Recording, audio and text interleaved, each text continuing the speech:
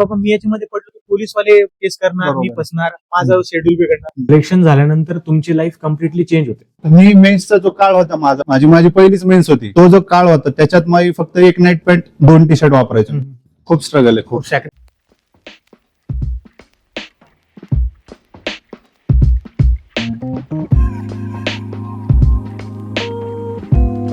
बोललोय आता आपण प्रत्येक होमिओपॅथीच्या प्रत्येक डिसिजेस सोबत बोललोय. तर आता टर्न करण्याचा मुद्दा आहे आपला प्रोफेशन, आणि सगळ्यात भारी प्रोफेशन सध्या महाराष्ट्रामध्ये जर कुठे असेल तर ते म्हणजे PSI. तर आज आपल्या सोबत आहे 2022 बॅचचे topper PSI Akash Pandit sir. Hello, thank you sir. Sir basically ह्या चॅनलवरती मी तुमचं सगळ्यात स्वागत करतो. आता मी जसं प्रोफेशन बद्दल बोललो सर, की ज्या प्रोफेशन कल्चरची आता एक ट्रेंडिंग चालू आहे, PSI मला काय बनायचं तर PSI बनायचं, पोलीस बनायचं तर PSI बनायचं. तर हे मोटिवेशन तुम्हाला कुठून आलं? सर हे मोटिवेशन मला लहानपणापासूनच आवड होती पोलीस खात्याची एक, आणि ते तेव्हापासूनच ठरवलं होतं की जायचं तर पोलीस खात्यातच जायचं. आणि ते लहानपणापासून एक आकर्षण पण होतं वर्दीचं, त्याच्यामुळे ती तिथूनच आवड निर्माण झाली ती लहानपणापासूनच. आता ही आवड काय असते सर? बेसिकली लहान मुलांना जर का तुम्ही घेतलं तर लहान मुलांची आवड काय असते? मला ऍस्ट्रोनॉट बनायचं, मला सायंटिस्ट बनायचं. पोलीस हा जो ओरा असतो हा भेटतो कुठून? सिंगम सारखे पिक्चर बघून, तुम्ही दबंग सारखे पिक्चर बघताय, तुम्हाला पोलीस बनल्यानंतर एक गर्लफ्रेंड भेटते, खूप भारी नोकरी लागते, असे आकर्षण पोलिसांमुळे. तर हा जो पिक्चर कल्चर आहे की जो सिंगम दाखवला जातो, जो दबंग दाखवला जातो, तो खरं तुम्हाला असं वाटतंय का की PSI झाल्यानंतर हा सीन खरं तुमच्या लाईफ मध्ये इम्प्लांट झाला? अजून तरी मला ते एक्झॅक्ट सांगता यायचं नाही. जेव्हा अंगावर वर्दी चढल तेव्हा मी सांगू शकतो चांगल्या प्रकारे. पण एक जो आता निकाल आल्यानंतरच आम्हाला जाणवलं की समाजात एक आपली वेगळीच प्रतिष्ठा निर्माण होते. लोक रिस्पेक्ट देतात आपल्याला की सर PSI असं म्हणून. अगोदर जे म्हणजे बाकीचे जे जॉब्स आहेत त्याच्यात ती प्रतिष्ठा भेटत नाही. त्याच्यामुळे ते मला वाटतं थोडंफार आहे अजून आपल्याकडे. सर आता पोलीस प्रोफेशन कसं आहे, जसं तुम्ही प्रतिष्ठेबद्दल बोलले, बिफोर पोलीस जर्नी आणि आफ्टर पोलीस जर्नी या दोन्ही जर्नी खूप वेगळ्या असतात. तुमचं सिलेक्शन झाल्यानंतर तुमची लाईफ कम्प्लिटली चेंज होते. हो.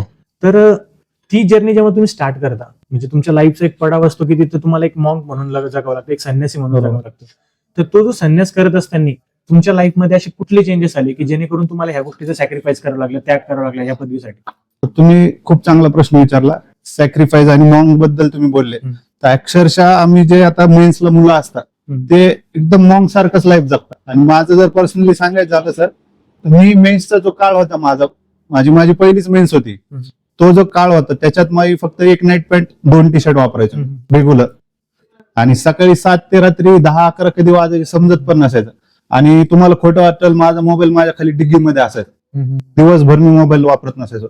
सोशल मीडियाने, व्हॉट्सअपने काहीच नाही, सगळं अनइन्स्टॉल होतं.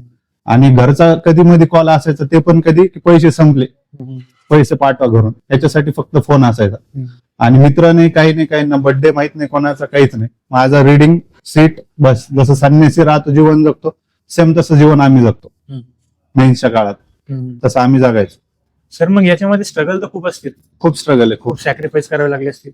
एक असा किस्सा काय तुमच्या लाईफमध्ये की तर त्या झोन मध्ये ज्यावेळेस तुम्ही असायचे तर एक असं सॅक्रिफाईस तुम्हाला करावं लागले की आज वाटते की हे वर्थ इट होतं? जसं की आता तुम्ही मध्ये मोबाईल सोडला, तर काही गोष्टी असतात की आता तुम्ही बघितलं तर 25-27 एजच्या, आणि त्या एज मध्ये मोबाईल, सोशल मीडिया, जनरेशन, ते कल्चर आहेच. तर एक सॅक्रिफाईस कसं होतं तुमच्या लाईफचं की मोबाईल सोडला म्हणून तुम्हाला काय डिफेक्ट आला किंवा काय डिसएडव्हान्टेजेस फेस करावं लागलं? डिसएडव्हान्टेज असं म्हणजे मला स्वतःला वाटायचं की आपण समाजापासून तुटलोय. आज सोशलाइज नाही मी, म्हणजे पूर्ण असं एक सर्कल मध्ये बांधून ठेवले स्वतःला, असं वाटायचं मला. पण नंतर त्याचे लॉंग टर्मचे जर फायदे बघितले, आज मी सगळं वापरू शकतोय. मला कोणी रोकटोक करणार पण कोणी नाही आता. असे काही म्हणजे त्या सॅक्रिफाईसचे आता फायदे पण जाणवत आहे ना. आणि तुम्ही जे म्हटले मोठा सॅक्रिफाईस असं काय, तर तुम्हाला सांगतो सर, म्हणजे माझी ज्यावेळेस मेन्स होती त्यावेळेस मी आमच्या हॉस्टेलला एकमेव असं विद्यार्थी होतो, तो एकटाच होता दिवाळीच्या दिवशी. म्हणजे घरचे म्हणत होते तू 1-2 दिवस येऊन जा, पण माझ्याकडे टाइम खूप कमी होता मेन्ससाठी, म्हणून मी दिवाळीला सुद्धा नव्हतं गेलो, हॉस्टेललाच अभ्यास करायचो. त्याच एक वय. हो. नाही, खूप हार्ड असं सर की सगळेजण जात आहे आणि आपण तिथे बसलोय आणि एकट्या पूर्ण झोन मध्ये. आणि दिवाळीचं सीझन असा असतो सर, प्रत्येक स्टुडंटला माहित असेल, त्या दिवशी 1-2 दिवस हॉटेल सुद्धा बंद असतात, खायचे सुद्धा वांदे होते. मग आम्ही मॅगी वगैरे शिजून बनवून खायचो. दुसरीकडे पुरणपोळी चालली ना, आपल्या घरात मॅगी चालली. खूप हार्ड असतं. आता काय वाटतं सर की जी पदवी तुम्हाला भेटली किंवा जी वरती चढणार आहे, काय वाटतं बघून, काय फिलिंग आहे? फिलिंग एक आकर्षण वाटतं आता की जे आपण स्वप्न लहानपणापासून बघत आलोय ते आता सत्यात आपण आणलंय. आणि जो घरच्यांच्या चेहऱ्यावर आनंद आहे वगैरे त्याच्यात असं वाटतं की आपलं सॅक्रिफाईस सगळा घेऊन निघून गेला. काहीच वाटत नाही. घरच्यांची काय घरचे तर एकदम असे भाऊक झाले होते काल ज्यावेळेस मम्मी रडत होती अक्षरशः फोनवर, मी सुद्धा रडत होतो. घरच्यांना आता असं वाटतं की आमच्या पूर्ण जे आमची भावकी सर त्याच्यात कुणीच असं गव्हर्नमेंट जॉबला नाही आणि PSI पदावर तर कुणीच नाही. आणि बऱ्याच लोकांना वाटायचं ह्याच्याकडून काय होणार नाही. जेव्हा झालं तेव्हा सगळे म्हणजे शॉक झालं. सगळे घरचे तर घरच्यांना खूप प्राऊड आहे माझ्या. सर आता आम्ही पण काय असायचो की आमची नीटची स्टडी असायची, तर तो झाला न झाला तो असं वेगळं आहे. बट आम्ही पण लायब्ररी वगैरे जॉईन केली. माझ्यासोबत पण खूप जण होते की जे सेवेची तयारी करायची. तर काय व्हायचं की त्यांच्यामध्ये ना एक गाणं फेमस होतं, लाल दिव्याची गाडी. तुम्ही ऐकलं असेल ते नक्कीच गाणं. एक ती मोटिवेट करून जातं ते गाणं, की अविश्वासाचं दिला मी आम्ही बघितलं आहे वगैरे वगैरे. ते लिरिक्स आहे ना खूप मोटिवेट करून जातात. तर आता माणसांना काय असतं की दोन जसे झोन आपण बोललो की पदवी चढली आणि पदवीच्या आधीचं जे शिक्षण आपण करतोय तर तो एक जो झोन असतो की तुमचं सिलेक्शन व्हायच्या आधी पेपर वगैरे देतात त्या झोन मध्ये तुम्ही ना खूप असं डिप्रेस करून घेतो स्वतःला, की खूप थॉट्स येतात. जसं आपण बोललो की दिवाळीचे थॉट होतात, सगळी मुलं गावाकडे चालले आणि आपण एकटे बसलोय. कधी कधी वाटतं की सोडून द्यावं ह्या गोष्टी, नकोच, कायच भेटणार आहे की बाबा ती वरती आपल्या शेतावरती चढणार आहे आणि कायच भेटणार आहे, हा एक तो सीन तयार होतो. तर असा थॉट तुम्हाला आलाय का कधी? नाही, मला कधी असा थॉट नाही आला सर. कारण मी असं ठरवलं की करायचं असं ठरवतं नेहमी. म्हणजे मला कधी असं मैदान सोडून पळू नाही वाटत. आणि हा जो डिसिजन होता तो माझा स्वतःच होता. घरच्यांनी मला फोर्स नव्हतं केलं की तू MPSC कर, काही कर. घरचे आपले जास्त मला शिक्षणात कधी फोर्स नाही केला त्यांना जास्त समजत नाही शिक्षणात. मग हा जो डिसिजन होता हा माझा आहे. म्हणजे मी माझी थिंकिंग सांगतो तुम्हाला. मी काय केलं, डिसिजन माझं, मी का पळ काढू. आणि जर मी इथून पळ काढला की माझ्याकडून होत नाही, काय होत नाही म्हणून, ह्याची काय गॅरंटी की मी दुसऱ्या क्षेत्रात गेलो तर तिथून पळ नाही काढणार. म्हणून मी विचारच नाही करत कधी. तर ठरवलंय ना विचारपूर्वक तर करता होऊ शकते, दुसऱ्याकडून होऊ शकते तर आपल्याकडून का नाही होऊ शकते. सर बेसिकली काय होतं, इतकं जे मोटिवेशन असतं, सेल्फ मोटिवेशन, ते खूप असं ठेवणं खूप मोठं टास्क असतं.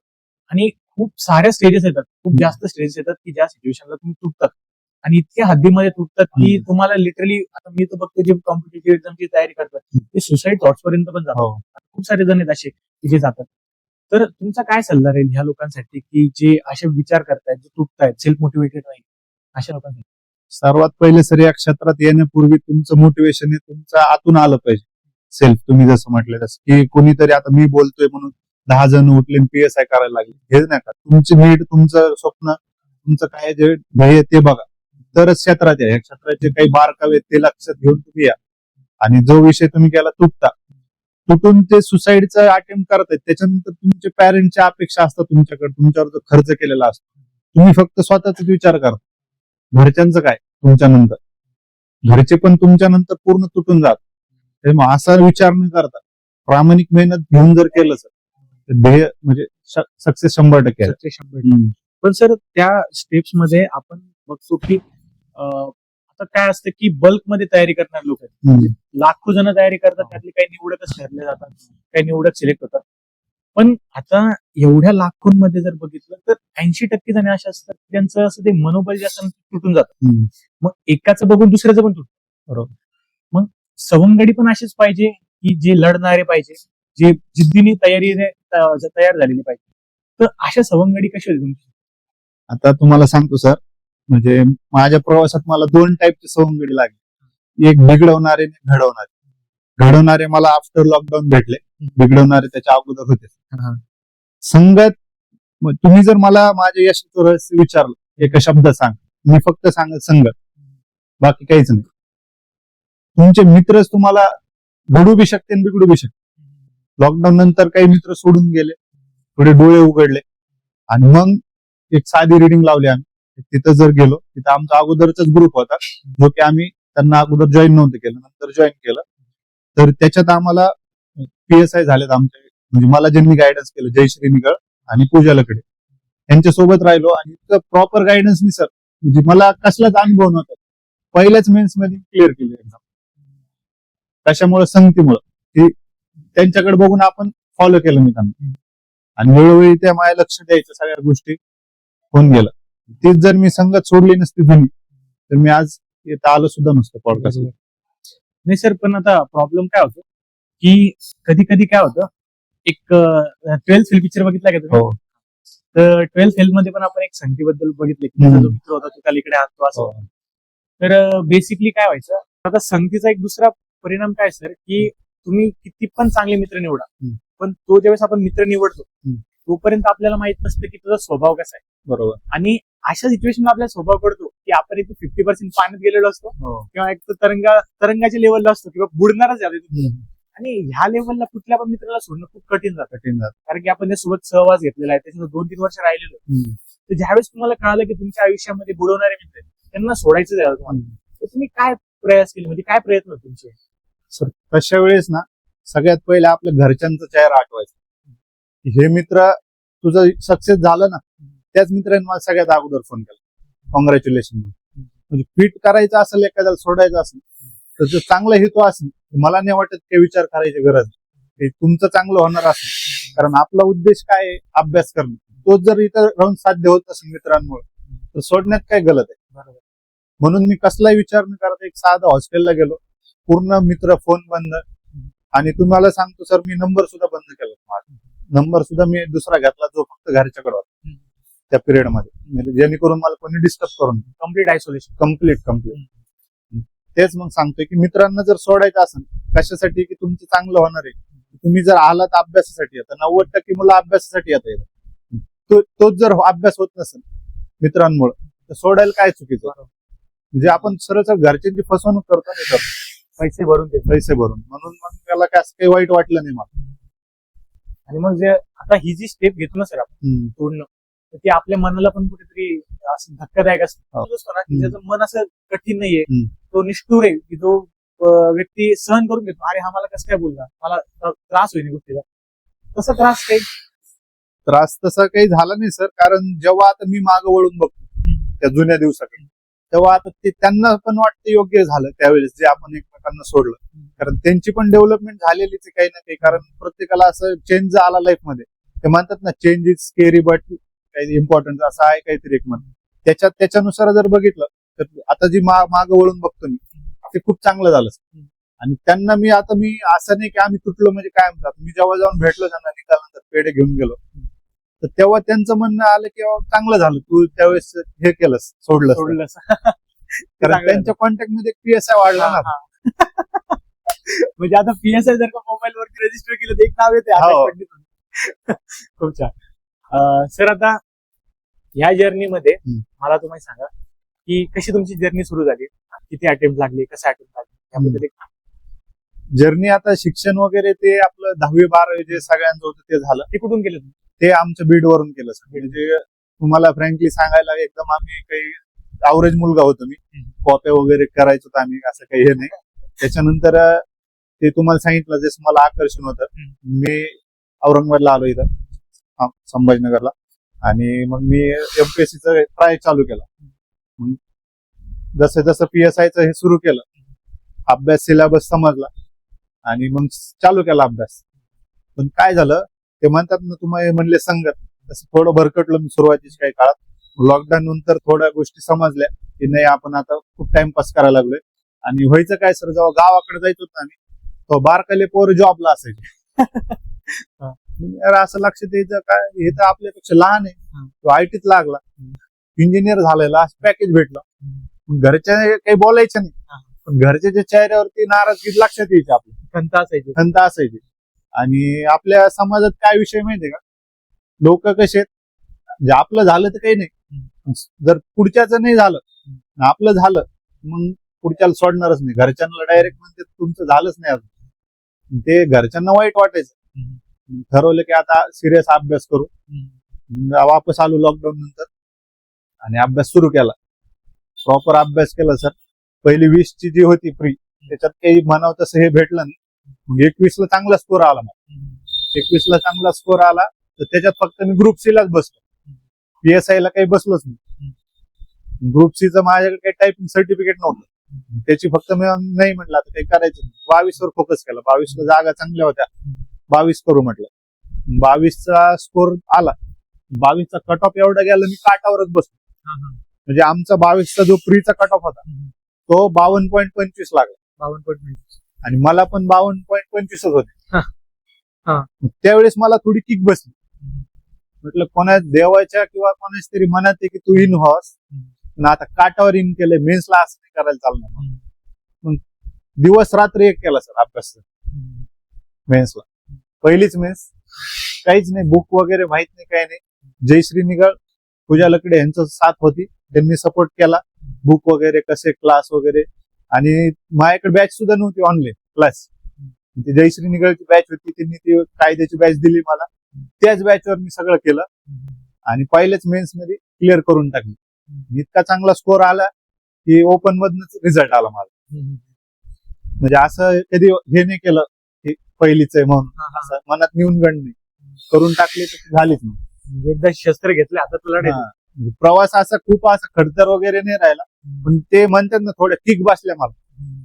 त्या किकच महत्वाच्या. किक मुळे मी आज हे केला अभ्यास, म्हणजे पूर्ण तुम्ही आयसोलेट करून घेतलं मी स्वतःला. म्हणजे मित्रांनी अशा वेळोवेळी आपली लायकी दाखवून दिली.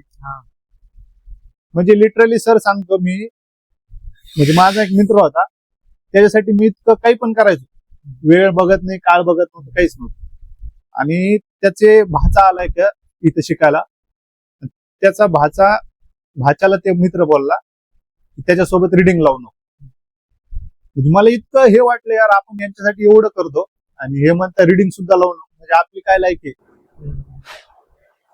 म्हणजे मग मला तेव्हा जाणवलं की आपण टाइमपास आता बंद करायला पाहिजे. टाइमपास बंद केला आणि प्रॉपर अभ्यास करून, म्हणजे बाकीच्यांना जेवढा वेळ लागतो का तेवढा वेळ लागला नाही सर मला. तेच जर अगोदर संगत चांगली असती ना तर अगोदरच माझं हे झालं असतं सिलेक्शन. सर आता तुमच्या या बोलण्यावरून तर थोडं असं वाटलं मला की तुम्ही खूपच असं इलॉबरेट केले शब्द डायरेक्ट लायकी. खूप मोठा धक्का असेल सर. हो, खूप मोठा धक्का होता. म्हणजे आपण एखाद्या समोरच्याला इतकी किंमत देतो आणि तो व्यक्ती आपली अक्षरशः अशा शब्दामध्ये वागणूक परत फेड करतोय की त्याला आपण सहन नाही करू शकत. आणि काय असतं की प्रत्येक मुलांमध्ये मुलांची ती खूप घाण सवय की त्यांना एक मेल इगो असतो, आणि अशा ठिकाणी तो मेल इगो ट्रिगर केला जातो. सर आता एक मेल इगो बद्दल एक कन्सर्न आहे की बाबा आता जर्नीमध्ये काही साथ वगैरे तुम्हाला, काही रिलेशनशिप वगैरे? नाही, रिलेशनशिप वगैरे नाही सर, पण सर्कलच असं चांगलं भेटलं मला नंतर. त्यांच्यामुळं मी असं कसलीच अडचण नाही आली मला. ना पैशाची अडचण, घरून तर कधी आलीच नाही पैशाची अडचण, पण जरी इथं कधी लागली मला कोणती गोष्ट, आता तुम्हाला सांगतो माझ्या ग्राउंडच्या वेळेस म्हणजे आम्ही इतकं मला सपोर्ट भेटला. डाएट खूप महत्वाचा असतो इथं मुलांना, आणि रूमवर राहणाऱ्यांसाठी तर डाएट करणं खूप म्हणजे हार्ड चॅलेंजिंग गोष्ट. त्याच्यात सुद्धा मला चांगली साथ भेटली. असं मला म्हणजे रिलेशन खूप चांगले मेंटेन ठेवले सर्वांचं. अशा वेळेस काय होतं की आपले फ्रेंड सर्कल जे असतात ना ते खूप मदत करतात. ते मदत करणारे पण असतात आणि पाय ओढणारे पण असतात. आता बेसिकली काय होतं की तुम्हाला जो सर्कल भेटला तो दोन्ही झोन मध्ये भेटला. आता मग हेच खूप सिंपल आहे मला तुमच्यासाठी बोलणं की बाबा दोन्ही झोन बद्दल मला थोडं डिस्क्रिमिनेशन असतं. की एक असतं 12वी पर्यंत शिक्षण, की जे त्या सिच्युएशन मध्ये फक्त तुम्हाला टीचर्स लक्षात राहतात 12वी पर्यंत. आफ्टर 12 ज्यावेळेस तुम्ही कॉलेजमध्ये एंटर करता त्यावेळेस तुम्हाला खरे मित्र लक्षात राहतात. आता ते मित्र लक्षात राहण्यामध्ये पण प्रॉब्लेम काय होतो की खूपदा आपण चुकतो मित्र ओळखण्यामध्ये किंवा काय. जसं मी तुम्हाला बोललो की आपण पाण्यामध्ये असतो अर्थ होतो जोपर्यंत आपल्याला कळतं की खरं काय. तर सर बेसिकली ज्यावेळेस आपण मैत्री करतो कोणासोबत तर कॉम्पिटेटिव्ह एक्झाम करत असताना किंवा कोणतं पण शिक्षण घेत असताना त्या मैत्रीला कसं जपून ठेवायचं आणि कशी ती ओळखून घ्यायची? आता तुम्हाला मी सांगितलं सर की आपल्या जे फायद्याचं आहे ते लक्षात घ्यायचं. मैत्री आता वेगवेगळ्या, आता मैत्रीच्या व्याख्या प्रत्येकाच्या वेगळ्या. मी असं मैत्री ठेवली होती की आपल्या ज्या फायद्याचं आहे त्याच्यासोबत, म्हणजे आमचं क्षेत्रच तसं होतं कॉम्पिटेटिव्ह. नाही ह्याच्यात दोस्ती दुनियादारी करायला जमत नाही त्या क्षेत्रात, नाही तर वेळ जातो ना. त्याच्यामुळं मित्र असे होते सर आमचे, म्हणजे जे आमच्या रस्त्याने चालणारे. त्याच्यात अशी बॉन्डिंग झाली सर आमची, इतकी फॅमिलियर बॉन्डिंग आहे, अजून सुद्धा आहे. आमचा एक ग्रुप आहे अजून पण, त्यांच्यात आमची खूप चांगली बॉन्डिंग आहे. म्हणजे अजून असं कधी जाणवलं नाही की ह्यांना सोडलं किंवा याचा, कधीच नाही. आता आमचे म्हणजे आमच्या ग्रुपमध्ये जवळपास सगळे गव्हर्नमेंट जॉब. 3 ते 4 PS आहेत आमचे. हो सर, तुमचा ग्रुप खूप डेंजर झालाय. तुम्ही मिळून कोणाचं पण एन्काउंटर करू शकता. नाही, एन्काउंटर वगैरे नाही अलाउड असं. थोडं इझी पण नाही ते. बट सर आता जसं की मैत्रीबद्दल आपण बोलतोय तर मैत्री करत असताना काय होतं की बहुतेकदा स्टेप चुकतात मैत्रीमध्ये. माझा जो पाय जो आहे ना तो घसरला जातो. मैत्रीवर खूप फिरवतायचं. कारण की हा बेसिकली एक जॉनरा तयार झालेला आहे मैत्रीचा, फ्रेंडशिप सर्कलचा, त्याचा ड्रॉबॅकचा. तर तो ड्रॉबॅकचा जॉनरा ज्यावेळेस आपण तयार करतो ना सर, तर खूपदा काय होतं की आपण त्या झोन मध्ये पडत पडत पडत पडत जातो. आणि अशा स्टेजला आपल्याला कळतं की कधी निघायचंय बाहेर. पण हातपाय मारले तरी सुद्धा आपण तिथे अडकून जातो. आता जसं तुम्ही म्हणाले की तुम्हाला वेळेच कळालं की कोणते मित्र बुडवणारे, कोणते चांगले. पण मग आता कॉम्पिटेटिव्ह एक्झामच्या नजरेनं किंवा जे मुलं कॉम्पिटेटिव्ह एक्झामची तयारी करतात त्यांच्या नजरेनं मला तुम्ही असं सांगा की ह्या मुलांनी ह्या मैत्रीबद्दल हे प्रिकॉशन्स केले पाहिजे कम्प्लिटली. जसं की तुम्ही ह्या पोरासोबत मैत्री करू नका, तुम्ही मैत्री केली तर अशी ठेवा तशी ठेवा, ह्या पद्धतीने. आता बघा, एक ग्राउंडचं उदाहरण देतो मला. आमच्या ग्राउंडच्या वेळेस आम्ही नवीनच होतो ग्राउंडला, आणि ग्राउंड खूप टफ वाटायचं मला, कारण कधी पळवलं नव्हतं जास्त आणि काहीच माहित नव्हतं. आणि हा किस्सा मी ऐकलाय, मला हा किस्सा पण ऐकायचा तुमच्याकडून. तर काय असायचं ग्राउंडला चांगले आणि वाईट मित्र कसे बांधतात तुम्हाला सांगतो. म्हणजे जनरली एक तुम्ही त्याच्यातून बोध घ्या. आम्हाला पुलअप्स एक इव्हेंट असतो, 8 पुलअप्स काढायचे असतात. आम्ही ज्यावेळेस ग्राउंडला आलो होतो नवीन, तर फक्त पुलअप बारला आम्ही 2 ते 3 सेकंद लटकायचो, एवढीच आमची कॅपॅसिटी होती.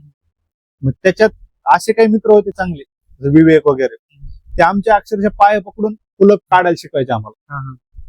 जितकं त्यांनी हे केलं, आणि त्याच्यात बाजूला असे काही मुलं होते जे त्यांची गॉसिप चालायची, होत नाही म्हणे, अवघड आहे पुलअप, दुसरीकडून मार्क कव्हर करू म्हणे. म्हणजे असे पण काही मित्र आहेत. आम्ही काय केलं, त्यांच्यापासून स्वतःला लगेच बाजूला सारलं. नाही, आपल्या हे कामाचं नाही, कारण ह्याच्यातून आपली प्रगती नाही होणार ना. ही जी गॉसिपिंग आहे ह्याच्यातून आपण पुलअप पासून लांबच राहणार. बरोबर. म्हणून तसे काही आपल्या म्हणजे डे टू डे लाईफ मध्ये पण असे खूप सारे लोक असतात की बरेच. आता एक चर्चा सुरू आहे, सपोज एक ऍड आली, त्या ऍडवर चर्चा सुरू होते की जागा जास्त आहेत, कमी.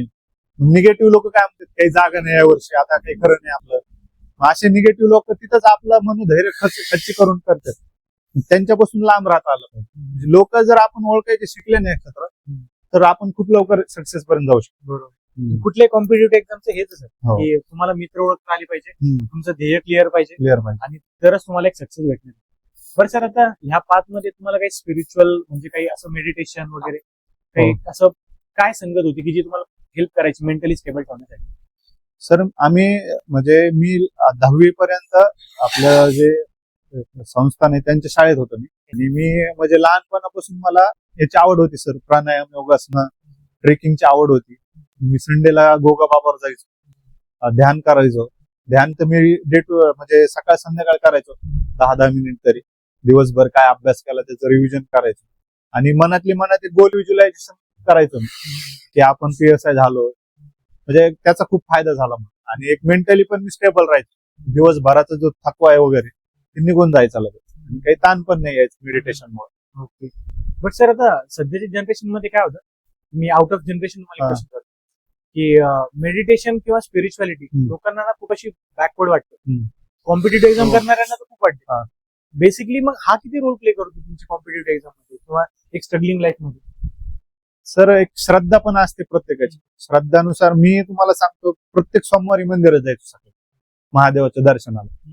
त्याच्यात काय आपल्याला जे वाटते ना, ज्याच्यापासून आपल्याला पॉझिटिव्ह एनर्जी भेटते, ते करायला काय त्याच्यात. तुम्ही असं रॅप सॉन्ग ऐकले तरच तुम्ही हे आजच्या जनरेशन, म्हणजे मेडिटेशन नाही केलं तर तुम्ही असं असं नाही सर. चांगले चांगले लोक सुद्धा मेडिटेशन करते अजून पण, देवाशी नाळ जोडून येते अजून पण. त्यांनी नुकसान कसलंच नाही ना. तुम्ही स्वतः करून बघा सर मेडिटेशन, 15 दिवस मेडिटेशन करून बघा, तुम्हाला कसलंच ताणतणाव जाणवणार नाही. खूप छान वाटतं सर मेडिटेशन केल्यानंतर, कारण की माझ्या पण पर्सनल लाईफचा एक्सपिरियन्स आहे. मी पण एक झोन मध्ये होतो, तिथे खूप जास्त डिप्रेशन मध्ये होतो, डाऊन फॉल्स मध्ये होतो, आणि मला पण अशी मदत करणारेच होते, जसं की आमचे एक सचिन सर होते, विवेक दादा होता वगैरे. आणि मेडिटेशन खरंच हेल्पफुल आहे, आणि तुमची श्रद्धा पाहिजेच. मी एका जणांचा इंटरव्ह्यू बघत होतो, त्यामध्ये ते पण म्हणजे कॉम्पिटेटिव्ह एक्झाम मधूनच आलेले होते. आय थिंक ते सेंटरला काहीतरी पोझिशनला होते, IPS किंवा IRS समथिंग असं काहीतरी होते. तर त्यांनी काय सांगितलं होतं की काही गोष्टींचा दोष हा स्वतःवर नाही घ्यायचा, काही गोष्टींचा दोष त्यालाच द्यायचा. जेणेकरून काय होतं की जगण्यासाठी एक पाथ क्लिअर होऊन जातो. सगळ्याच गोष्टींचा दोष जर तुम्ही स्वतःवर घेतला तर मग तुम्ही मनुष्य ह्या शब्दाला दैवी आकार देताय. सगळ्याच गोष्टी जर तुम्ही करताय म्हणल्यावर, बरोबर, कारण की तुमच्याकडून चुका होतात, मनुष्य हा चुकीचाच बुधाळ आहे. मग तुम्ही असा दोष देत होते का देवाला की बाबा मी सोमवार तुझे करतोय मला सक्सेस, कारण की अनसक्सेस म्हणजे एक काय असतं फेल्युअर तुम्ही बघितलेलंच लाईफ मध्ये, तुम्ही जसं म्हणताय ज्या किक्स तुम्हाला बसतायत, तर असं दोष कधी दिलाय का तुम्ही देवाला की देवा तू असं का करतोय? नाही, देवाला दोष तर मी कधी दिला नाही सर. हा. आणि सोमवारचा विषय तर प्रत्येक माणूस एक सेल्फिश असतो. हा. मी देवाकडे सोमवारी जायचो त्यासाठी यश येऊ देवा देवा पेपर त्याच्यासाठी जायचो मी. हा. देवाला मी दोष कारण मला ते फेलियर म्हणजे पहिल्या मेन्सला आलंच नाही ना सर. जे मी पूर्ण जीव तोडून अभ्यास केला ज्यासाठी दिवस रात्र, त्याच्यात तर देवाने मला यशस्वी केलंच. त्यामुळे मी देवाला नाही असं दोष दिला काही. म्हणजे सगळ्या गोष्टी स्वतःवर, हा, सगळ्या गोष्टी. आणि ती पण एक खूप गरजेचं असतं सर की कसं काय म्हणता येईल त्याला, जोपर्यंत तुम्ही फुलत नाही, आता दिसायला किती पण गुलाबाचं फुल चांगलं असतं, पण जोपर्यंत ते स्वतःहून ताकद लावत नाही फुलण्याची, तोपर्यंत ते त्याचं रूप ते जे निखरून येतं ते येतच नाही. ते खूप, आणि ह्या कॉम्पिटेटिव्ह एक्झाम मध्ये तर ते खूप जास्त इम्पॉर्टंट होऊन जातं अशा लेवलला. सर आता ज्यावेळेस प्री झाली, मेन्स झाली, ग्राउंडचा विषय येतो, इंटरव्ह्यूचा विषय येतो. ग्राउंड बद्दल मला थोडं सांगा, कारण की मी ग्राउंडचा किस्सा खूप ऐकला तुमचा की सर म्हणे की आधी ग्राउंड बद्दल खूप असे क्युरियस नव्हते, जास्त फिट नव्हते, बट सरांनी खूप केलंय म्हणे ग्राउंड. ग्राउंडचं सांगतो सर. म्हणजे मी मेन्स पेक्षा टफ माझं ग्राउंडचा एक्झाम होती. अक्षरशः तुम्हाला सांगतो, मी ग्राउंडवर जेव्हा गेलो होतो, सर्वात जाड मुलगा मी होतो ग्राउंड. मी 95चा होतो सर त्यावेळेस. आणि मला पहिल्याच आठवड्यात इंजुरी झाली फक्त रनिंग करून. गुडघ्याला सूज आली, रनिंग करताना माझं ते हे शिरावर शिर चढली होती. त्याच्यात माझे 15 दिवस गेले पहिल्याच आठवड्यात. आणि लगेच सांगितलं होतं 2 महिन्यात तुमचं ग्राउंड होईल. आणि मग माझ्यासाठी खूप चॅलेंजिंग होतं. तरी सुद्धा मी ग्राउंड करतच राहिलो. आणि काहीच नाही, म्हणजे आमची जर पहिली टेस्ट घेतली होती, मला 10 का 11 मार्क होते, मला 60 मार्क घ्यायचे होते. जे हे होतं चॅलेंजिंग ग्राउंडसाठी. पण कधीच असं मनात नाही म्हटलं आज होईल उद्या होईल. आमच्या कोचला बोलायचो मी, सर होईल का? सर कोच म्हणायचे आज नाही होणार, 3-4 महिन्यांनी होईल, तोपर्यंत कर. मी पॉझिटिव्ह ऍटिट्यूड माझा नेहमीच असतो प्रत्येक गोष्टीत. मी त्या ह्यानी करत राहिलो ग्राउंड, आणि झालं चांगल्या प्रकारे ग्राउंड झालं. आणि सर मग इंटरव्ह्यूला सर तुम्हाला सांगतो, इंटरव्ह्यूला माझ्याकडे मी जसं सांगितलं म्हणजे पॉझिटिव्ह ऍटिट्यूड, आणि माझा एक महत्वाचा गुण आहे प्रामाणिकपणा. मी ठरवलं होतं इंटरव्ह्यू खोटं नाही बोलायचं. क्लासवाल्यांनी भरपूर मॉक अरेंज केले होते, मी एकच मॉक दिला होता फक्त ते ड्रेस कोड साठी वगैरे. आणि त्याच्यानंतर मी डायरेक्ट आयोगातच गेलो इंटरव्ह्यूला. इंटरव्ह्यूचा किस्सा सांगतो तुम्हाला, माझा इंटरव्ह्यू कसा झाला थोडक्यात. इंटरव्ह्यूला आम्ही सकाळी सोबत होतो सगळे, आणि तिथून 10 वाजता आम्हाला बोलवलं होतं. डॉक्युमेंट व्हेरीफाय वगैरे झाले, आणि देशपांडे सर म्हणजे तिथं हॉलच्या म्हणजे केबिनच्या मध्ये जाईपर्यंत समजत नाही आपल्याला पॅनल कोणाचं आहे म्हणून. आणि काय झालं, तिथं देशपांडे सर आणि वाघ सरांचे 2 कॅबिन आहेत. वाघ सर थोडं स्ट्रिक्ट घेतात, म्हणजे मार्क चांगले देतात, पण थोडं फिरून इंटरव्ह्यू घेतात. मुलांना भीती असते वाघ सरचं पॅनल नको. आम्हाला कॅबिन बाहेर बसवलं, आणि म्हटलं आता मिटलं म्हणलं आपलं, वाघ सरचं पॅनल आलंय, म्हटलं आता जे होईल ते बघू. ते देवाच्या कृपेने आम्हाला देशपांडे सरच्या कॅबिन मध्ये घेऊन गेले. देशपांडे सर खूप एकदम चांगले, सगळेच सदस्य चांगले, पण म्हणजे कसं आहे आपण प्रेमाने बोललं तर काही वाटत नाही. जर झापून बाहेर काढलं, मार्क जरी नंतर दिले, पण ते तेवढा पिरियड लय घातक असतं. देशपांडे सर कडे गेलो. एक IPS सर होते, मला मुंबईचे कमिशनर होते वाटते, एक्झॅक्ट आठवत नाही कोण होता. तर बसलो, मला बसा म्हणले, ते असा टेबल होता. आणि जे क्लासवाल्यांनी बाहेर सांगितलं होतं इंटरव्ह्यू खूप स्ट्रिक्ट आहे वगैरे, ते मस्त ड्रायफ्रूट खात बसले होते. ते बसले रिलॅक्स करते ते अगोदर. इंटरव्ह्यू आयोगाचा खूप चांगला होता, सगळ्यांचा अनुभव एकदम चांगला आहे जर प्रामाणिक राहिले तर. नाही तर मग झापूनच बाहेर काढले. आणि मग मला फोटो दाखवला, माझी प्रोफाईल त्यांच्याकडे असते आपली. म्हणजे फोटो तुमचाच आहे? म्हटलं हो सर. म्हणजे कधीच आहे? म्हटलं सर 2016च आहे. म्हणजे बदलून घ्या. म्हटलं ठीक आहे सर, बदलून घेतो. म्हणजे बसा. बसलो वगैरे. म्हणे केमिस्ट्री झाली, ते प्रोफाईल वाचत होती. म्हटलं हो सर. बरं म्हणे, आता मी केमिस्ट्रीच्या काही कन्सेप्ट वगैरे पाठ करून गेलो होतो, तर माझ्या समोर त्यांनी बिस्लरी ठेवली. सांगा म्हणे पाण्यात कोणते मिनरल्स आहेत. अरे म्हणले आउट ऑफ बॉक्स क्वेश्चन आला गाड्या आता. मी एकदम शॉक झालो ना. म्हटलं सॉरी सर, सध्या आठवत नाही. काहीतरी आठवत असेल म्हणे. म्हटलं सर हायड्रोजन ऑक्सिजन तेवढं आठवायला लागले सध्या, ते हसले थोडं. बरं बरं ठीक आहे म्हणे. मग म्हणे मला सांग म्हणे आपण हे पाणी फिल्टर करतो ते योग्य आहे का अयोग्य? म्हणलं योग्य आहे सर. म्हणे काय योग्य आहे? आता ते सुद्धा आहे ना मला तिथं, कारण मी कधी भेटलो नाही, कधी असे इंटरव्ह्यू फेस नाही केले. आम्ही ग्रामीण भागातून आलेलो आणि ते समोर एवढे मोठे व्यक्ती बघून मला थोडं हे भीती वाटत होती मनात. बरं म्हणे मग म्हणलो योग्य आहे सर. म्हणे का? सॉरी सर ते सांगताय. बरं म्हणे मग म्हणे तुझी केमिस्ट्री झाली. म्हणलं हो सर. फ्लोराईड बद्दल ऐकलंय का? मी इतकं कॉन्फिडेंटली म्हणलं हो सर ऐकलंय. आणि मग ते म्हणे कुठं वापरते? सॉरी सर आता सांगता येत नाही. मग ते म्हणे कोलगेट वापरतात. म्हणलं हो सर. म्हणे कोलगेट मध्ये वापरते फ्लोराईड. बघ म्हणे घरी जाऊन. म्हणलं नक्की बघतो सर. बरं मग त्याच्यानंतर ते असे 1-2 क्वेश्चन चालले आमचे. त्याच्यानंतर त्यांच्या लक्षात आलं त्याचा केमिस्ट्रीचा किती अभ्यास आहे. मग त्याच्यानंतर त्यांनी केमिस्ट्री बंदच करून टाकली. मग IPS सर बोलले मला, म्हणे तुझी 2015ला हे झाली म्हणे 12वी आणि 2019ला ग्रॅज्युएशन, 4 वर्ष कसं काय लागलं? मी म्हटलं सर 1 वर्ष बॅक होतं. म्हणजे कोणता सब्जेक्ट? म्हणलं केमिस्ट्री. मग त्यांना माझा प्रामाणिकपणा आवडला सर. म्हणजे मी खोटं नाही बोललो. आणि त्याच्यानंतर मग त्यांनी खाली प्रोफाईल बघितली. तर नंतर लास्ट क्वेश्चन केला त्यांनी, हॉबी नाही मेन्शन केली. म्हणे हॉबी काय आहे तुझी? मला हॉबी कुकिंग आहे. त्यांना थोडं इंटरेस्टिंग वाटलं. ते म्हणे कुकिंग आहे, काय बनवतो म्हणे कुकिंग मध्ये? म्हणलं व्हेज नॉन व्हेज दोन्ही बनवतो. देशपांडे समज जास्त काय बनवतो? म्हणलं नॉन व्हेज. ते नॉन व्हेज मध्ये काय बनवतो? चिकन मटन बिर्याणी चांगली बनवतो. ठीक आहे म्हणजे येऊ शकता. म्हणजे असा इंटरव्ह्यू झाला मला आणि एका अवरेज स्कोर दिला मला त्यांनी. लय कमी नाही जास्त पण नाही, एकदम अवरेज स्कोर. प्रामाणिक म्हणजे मी बघितलं सर, मुलं एवढे दिवस रात्र इंटरव्ह्यूची तयारी, ह्या नोट्स आण, तिकडून पुण्याला जा, एवढं जीव तोडून इंटरव्ह्यू करतात आणि त्यांना तेवढेच मार्क. काहीला तर अजून कमी दिले.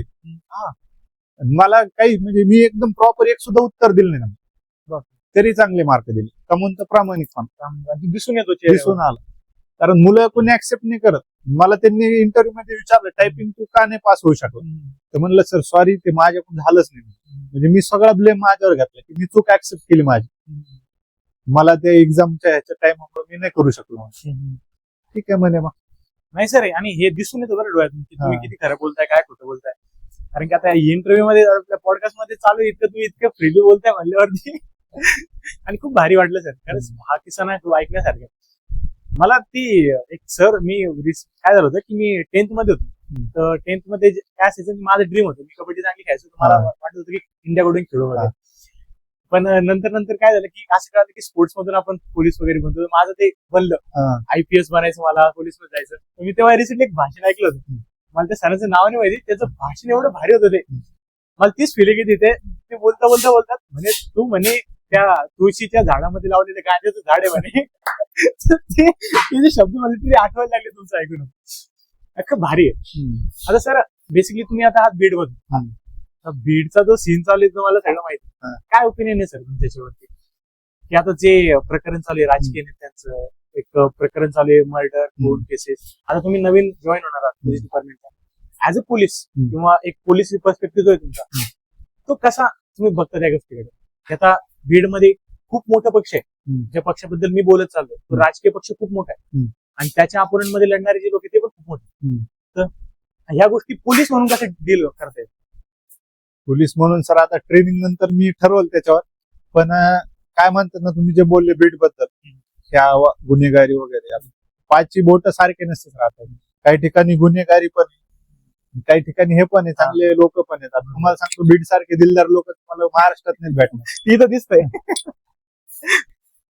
त्या गोष्टीबद्दल पण बोलायला पाहिजे ना. तर बेसिकली सर आता एक पोलीस पदावरती तुम्ही जाताय, आता ट्रेनिंग पिरियड तुमचं सुरू आहे. ट्रेनिंग पिरियड बद्दल काही माहिती तुम्हाला की कसं असतं ट्रेनिंग? ट्रेनिंग बद्दल घेतलेली सर माहिती. ट्रेनिंग एक 11 ते 12 महिन्याची असते आणि तो प्रवास एकदम खूप खडतर असतो मुलांना. म्हणजे त्याच्यात पूर्ण तुम्हाला पोलीसच बनून बाहेर काढतात. डिसिप्लिन खूप हे आहे त्याच्यामध्ये, डिसिप्लिनला फॉलो केलं जातं. सर आता बेसिकली काय असतं की तुम्ही जे बघता पोलीसवाले बाहेरचे पण एक आहे आणि आता तुमच्यासारखे दिलदार तुम्हाला इथं दिसत आहे, पण वर्दी आल्यानंतर तर मला तुमची भीती वाटते का? कारण की माझं तुम्ही गाडीवर पकडलं चल उठ चला. तर तो एक जो ऑरा असतो पोलीस डिपार्टमेंटचा, जसं आपण पहिले बोललो की ते एक शान शौकत भेटते, तो एक काय म्हणतात इज्जत किंवा ते एक समाजामध्ये प्रतिष्ठा जी वाढते आपली, तर तो ओरा एक लोकांच्या मेंटली फिट असतो. मला ह्या ओऱ्याला मिळवण्यासाठीच पोलीस डिपार्टमेंटमध्ये जायचं. बट कधी कधी काय होतं की जसं तुम्ही बोलला 5 लोक सारखे नसतात. एका पोलीसवाल्याला जरी प्रामाणिकपणा असेल तर आपण त्या पोलीसवाल्याला कधी प्रामाणिकपणा नसतो. कारण की तो डिपार्टमेंटमध्ये तो एक लागलेलाच आहे भाग की सगळेच पोलीसवाले भ्रष्टाचारी असतात. मग ह्या पोझिशनला तुम्ही जेव्हा जाताय, पीएसआयच्या ट्रेनिंगला तुम्ही जाणार पीएसआय बनणार, तर त्याच्या आधी तुमच्यापर्यंत अशा बातम्या आल्याच असतील की बाबा तू पण आता ब्लॅक मनी घेशील, तू पण आता टेबला काढून घेशील. तर काय वाटतं की एका एवढ्या उच्च स्तरीय डिपार्टमेंट बद्दल लोक अशी बोलतायत, त्याच्याबद्दल असं टॅकल करतायत तेव्हा? आता सर तुम्हाला सांगतो, म्हणजे काही गोष्टी घडत असतील तर त्याच्यासाठी पूर्ण डिपार्टमेंट दोषी आहे हे ठरवणं पण चुकीचं आहे. बरोबर, काही क्षुल्लक गोष्टी घडतात. तुम्हाला सांगतो, एक सर्वे आला होता. त्या सर्वे मध्ये एक सर्वे झाला होता. त्या सर्वेत असं जाणवलं होतं, म्हणजे पोलिसांची इमेज बद्दल सर्वे केला होता. त्या सर्वेत असं म्हणजे फायनल कन्क्लुजन असं केलं होतं, ज्यांचा पोलीस खात्याशी प्रत्यक्ष संपर्क आलाय, प्रत्यक्ष समजतं नाही या मुद्द्यावर आपण येऊ, एकदा क्लिअर करा आपण या मुद्द्यावर. ज्यांचा प्रत्यक्ष संबंध आलाय त्यांचे अनुभव खूप चांगले पोलीस खात्याबद्दल. ज्यांचा इनडायरेक्ट मूव्ही मधनं, न्यूजपेपर मधनं, याच्यातनं ज्यांनी पोलीस खात्याला बघितले, चुलबुल पांडे, त्यांना वाटतं की पोलीस खातं हे. आणि तुम्ही जे अजून काय प्रश्न होता एक लास्ट, म्हणजे तुमचा काय पर्स्पेक्टिव्ह? माझा पर्स्पेक्टिव्ह पीएसआय पद असे म्हणजे त्याच्यात जास्तीत जास्त संपर्क लोकांसोबत येतो. म्हणजे तुम्ही पोलीस स्टेशन मध्ये गेला तर तुमचा जो म्हणजे पहिला फेस तुम्ही पीएसआय लाच करणार. मग माझं एकच म्हणजे मोठं राहणार की आपल्याकडे जो कोणी येईल त्यांना एकदम चांगलं हे करायचं, ट्रीट करायचं, एकदम फॅमिली सारखं. तुम्हाला सांगू का, तुम्ही सर्व्हिसचं नाव घेतलं, मी माझ्या सोसायटीची गोष्ट सांगतो, ठीक आहे? पोलीस कोणाचा शत्रू पण नसावा, पोलीस कोणाचा मित्र पण नसावा. कारण की तो शत्रू असला तर तो खूप प्रमाणामध्ये तुम्हाला हानिकारक आहे, मित्र असला तर तो तशाच प्रमाणामध्ये तुम्हाला हानिकारक आहे. का नाही अजून मला तर काही सांगता नाही यायचं. मी अजून आता माझे मित्र आहेत ते आता जॉईन झाले आता मुंबईला. तसा मला अनुभव नाही आला सर कधी, कारण आपली स्टुडंट लाईफच आहे अजून. मला आलाय माझं विनाकारण फाईन फाडले. म्हणजे काय सीन झालं की आम्ही ट्रॅफिक मध्ये जात होतो, तर बाय चान्स काय झालं की एक ट्रक होता माझ्या, तर त्या ट्रकमुळे काय झालं की मला सिग्नलच दिसलं नाही समजा. तर बाय मिस्टेकली ते सिग्नल न दिसल्यामुळे माझा रोड क्रॉस झाला अर्धा. आता मी ऐन रस्त्यामध्ये गाडी जाऊ शकत नाही. पकडलं, मला घेतलं 500 रुपयाचं बाहेर माझ्याकडून. रूल तोडलाच ना पण तो इनडायरेक्टली झाला ना सर. मग अशी माणूस आहे, तुम्ही म्हटले चुका होत असतात. मग सहानुभूती पोलिसांनी दाखवली पाहिजे. मग असं काय सर, पोलिसांना जर आता आम्ही अभ्यास केला थोडा खात्याला, पोलिसांवर बर्डन खूप जास्त, म्हणजे मॅन पॉवर कमी आहे पोलिसांना, जेवढे अपेक्षित संख्या आहे ती कमी आहे. त्याच्यामुळं काही होतं कधी कधी कंटिन्यू वर्कलोड असतो वगैरे. तुम्ही जे म्हटलं, तुम्ही जर थांबले असते तिथे तुमचा फाईन नसता फाडला. सर आता मला वाटतं तुम्हाला ट्रेनिंगला पाठवायची गरज नाही. तुम्ही त्याच्या आधीच पीएसआय म्हणला. पण खरं सर खूप भारी वाटतं की ज्यावेळेस आपण अशा पोलीसवाल्यांसोबत बोलतो. आमचा नाही का एक 4थीला प्रोजेक्ट होता, एक धडा होता पोलीस पथकावरती होता. त्यावेळेस आम्हाला शाळेमधून उपक्रम दिला होता की जे नाईट वॉचिंग असते पोलिसांची, त्याच्यावरती जाऊन कुठल्याही पोलीसवाल्याला जाऊन त्याबद्दल विचारा की काय असतं सीन, काय असतं. तर तो एक सीन आहे की लोकांना सहसा पेट्रोलिंग बद्दल एवढं काही माहिती असतं. तर अशा काही गोष्टी सांगा मला पोलीस डिपार्टमेंट बद्दल की ज्या चालतात लोकांच्या भल्यासाठी, पण त्या लोकांपर्यंत पोहोचलेलं ना. जसं की सायबर सिक्युरिटी बद्दल पोहोचलेली माहिती, नाईट वॉचेस बद्दल, आता जसं की संभाजीनगरला जामिनी पद्धती, त्याच्याबद्दल पण बहुतेक माहिती लोकांपर्यंत नाही. तर ह्या पॉडकास्ट तुम्हाला अशी माहिती सांगा की जेणेकरून तुम्ही कुठल्या पण याच्यामध्ये असाल, क्रायसिस मध्ये, पोलीस ह्या डिपार्टमेंटमध्ये तुम्हाला मदत करू शकतो. आता पोलिसांनी भरपूर सुरू केलेले सर सुविधा. आपल्याला आता महिलांसाठी जे प्रमाण वाढलं होतं रात्री, नाईट आउटला काही सुविधा सुरू आहे, त्याची आपण माहिती घेऊ शकतो ऑफिशियल साईटवर. दामिनी पथक बोलले तुम्ही, छेडछाड करणाऱ्यांना पण. आणि असे काही सुविधा सुरू केल्यात. आता पोलिसांनी एक, मला एक्झॅक्ट आठवत नाही, टॅक्सी पण स्वतःची सुरू केलेली. म्हणजे महिलांना जर काही वाटत असेल त्यांनी त्याच्यावर कॉल करायचा, ते लेडीज कॉन्स्टेबल येतात तिथे स्वतः आणि त्यांना म्हणजे घरी ड्रॉप करतात. खूप असे ते लोकांना माहित नाही, कारण आपण काय करतो, पोलिसांपासून जेवढं दूर जाऊ तेवढं बरं वाटतं आपल्याला. तसं नाही करत, आपण पोलिसांबद्दल माहिती घ्यायला पाहिजे. आता काही ड्रोन्स फिरतात आपल्या सिटीमध्ये पोलिस आहे, ते पण आपल्यासाठीच आहे, जे काही आपल्यापर्यंत पोहोचत नाही.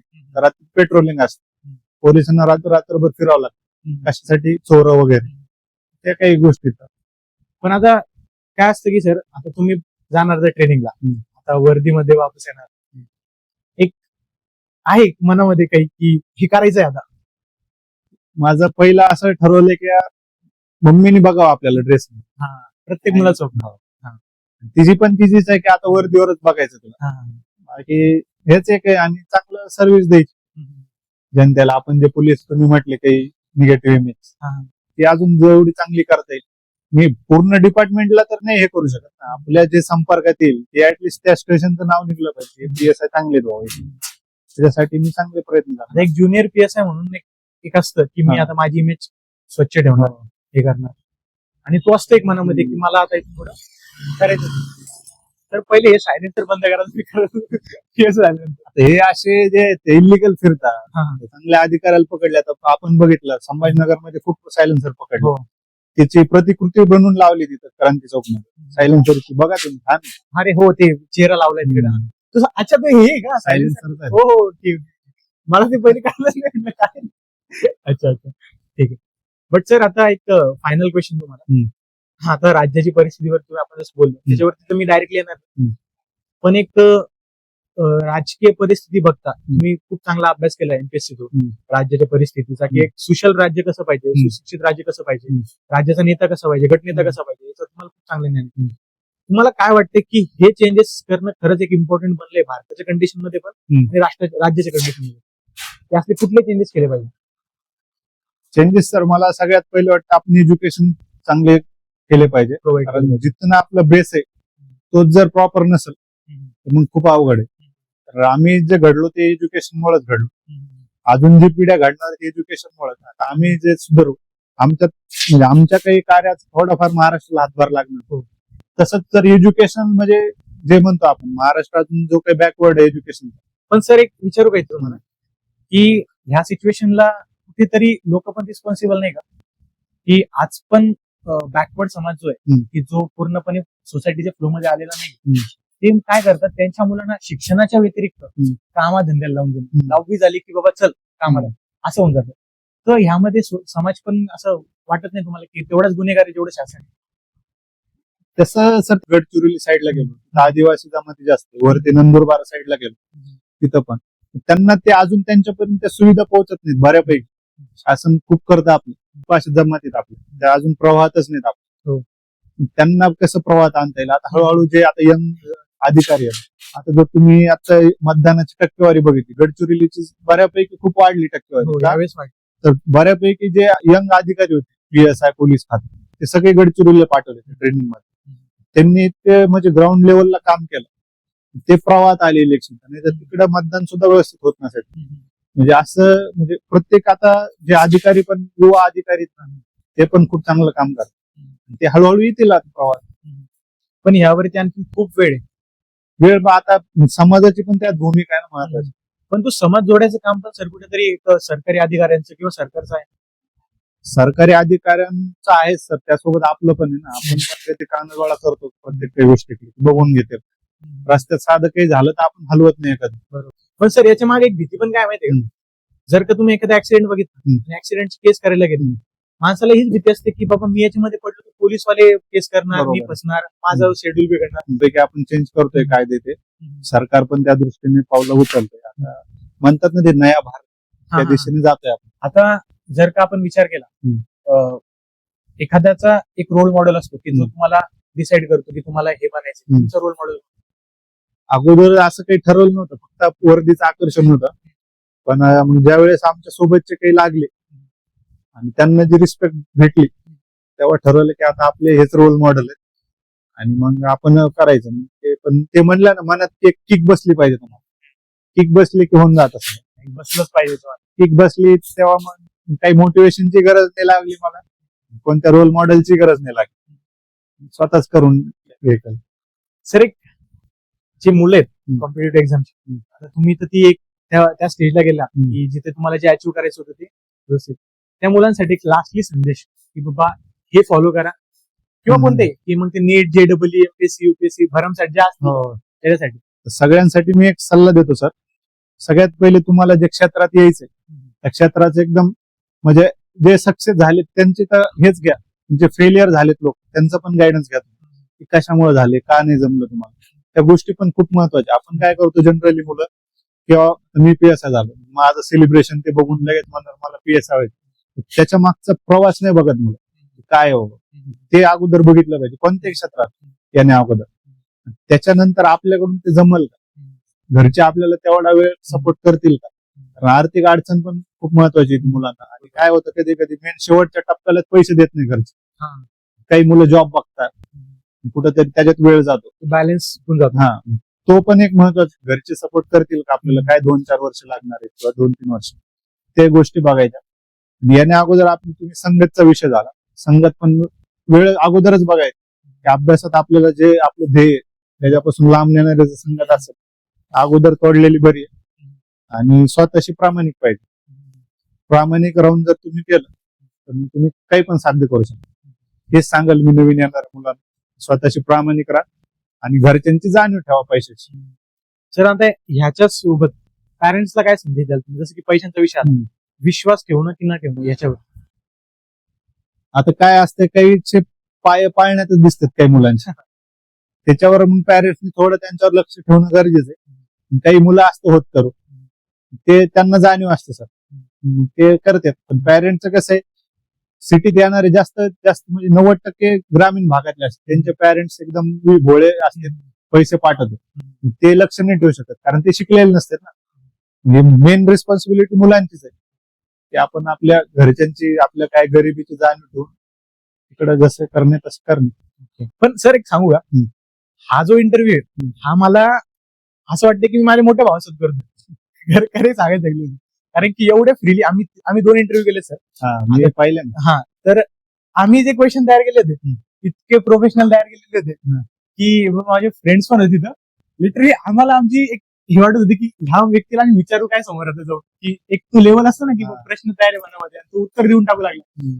मला इथे काहीच वाटत नाही, मी फ्री आहे, मी जसं वेग व्यासोबत बोलते तसं तुझ्यासोबत बोलतो.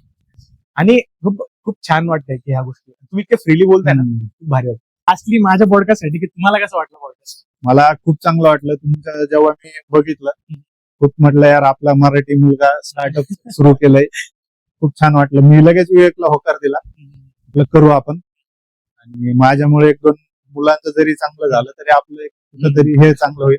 आणि तुम्हाला पण खूप चांगल्या शुभेच्छा. मी तुम्हाला याच्यासाठी शुभेच्छा देतो की जेव्हा माझी ट्रेनिंग कम्प्लीट होईल तेव्हा मी तुमचा परत एकदा चॅनलवर येईल. मला तेच हवंय, तुम्ही वर्दी घालून माझ्या चॅनलवर पहिले या. आणि हीच एक प्रार्थना करतो की तुमचं चॅनल खूप मोठं व्हावं आपलं. त्याच्यासाठी काही मदत लागली आम्ही तुमच्या कंटिन्यू सोबत राहू. आता पीएसआयची मदत भेटणार सर, मी कुठं पण भेटून जाईल आता. बेसिकली खूप थँक्यू सर आल्याबद्दल. आणि तुमचे पण आभार मला बोलवलं तुम्ही. आय विश की ज्यावेळेस तुम्ही ट्रेनिंग कम्प्लीट करा, पोस्टिंग असेल, प्लीज मला माझ्या चॅनलवरती एक इंटरव्ह्यू द्या. थँक्यू. तुमच्या टीमचे पण आभार सगळ्यांचे. ठीक आहे सर, थँक्यू. थँक्यू.